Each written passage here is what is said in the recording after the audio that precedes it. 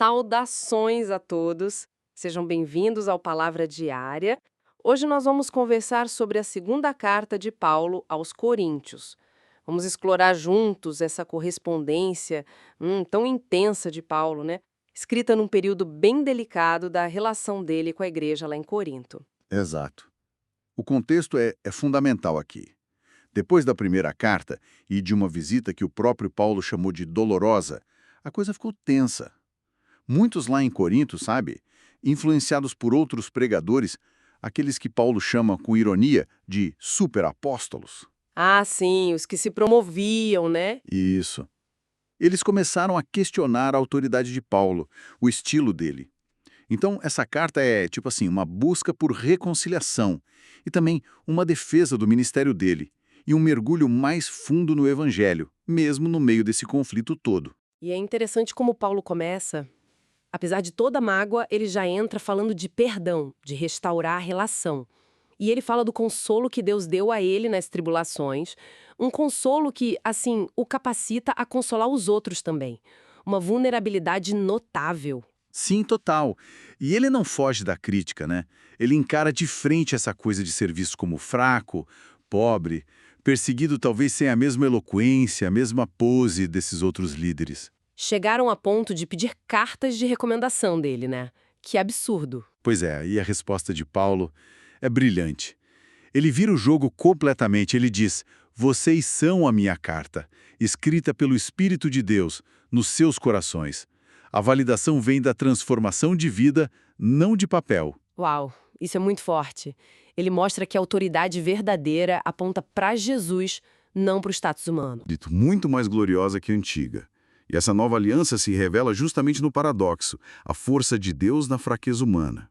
O sofrimento de Paulo, então, não invalida, Pelo contrário, autentica. porque reflete o próprio Cristo. Exatamente, é o que ele quer dizer. Aquela imagem dos vasos de barro é poderosa demais. A nossa fragilidade humana contém o tesouro do Evangelho, para que fique claro que o poder extraordinário vem de Deus, né? Não de nós. Isso. E tudo isso serve ao ministério da reconciliação. Deus em Cristo reconciliando o mundo consigo. E nós somos os embaixadores disso. E essa reconciliação tinha que acontecer na prática ali, né? Sim, ele insiste para que perdoem um irmão que tinha causado problema, ofendido inclusive a ele, Paulo. O perdão era crucial para a saúde da igreja. E para não dar brecha, como ele diz para Satanás agir na divisão, justamente. Um passo fundamental. Bom, aí depois dessa parte intensa de defesa e reconciliação, Paulo muda um pouco o foco, né? Ele vai falar daquela coleta. Isso, a coleta para os irmãos pobres lá de Jerusalém. Parece que os coríntios tinham se animado no início, prometido ajudar, Isso, mas com toda essa confusão deixaram para lá. exato. E para Paulo, isso não era só dinheiro, entende? Era um sinal visível da graça de Deus agindo ou não na vida deles. Ele até lembra o exemplo máximo, né? Cristo, sendo rico, se fez pobre por amor de vós, para que pela sua pobreza vos tornasseis ricos.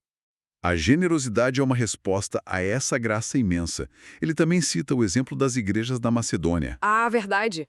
Que mesmo na pobreza extrema deram com alegria, com abundância. É inspirador. Muito. Mostra que a generosidade brota do coração transformado, não da conta bancária. E aí, nos capítulos finais, o tom de Paulo fica mais... Decisivo, né? Fica. Ele confronta diretamente os tais superapóstolos. A arrogância deles, o jeito como diminuíam o ministério de Paulo. Dá pra sentir a dor dele, né? Tendo que se defender, entrar nesse jogo de comparação que ele mesmo critica. Sim, ele faz isso com relutância. Lista as credenciais dele, Sim. conhecimento, as visões de Cristo, os sacrifícios todos pela missão. Mas ele subverte tudo. Diz que se é para se gloriar, ele vai se gloriar é nas fraquezas. É aí que entra o espinho na carne, né? Exato. E a resposta de Deus: a minha graça te basta, porque o meu poder se aperfeiçoa na fraqueza.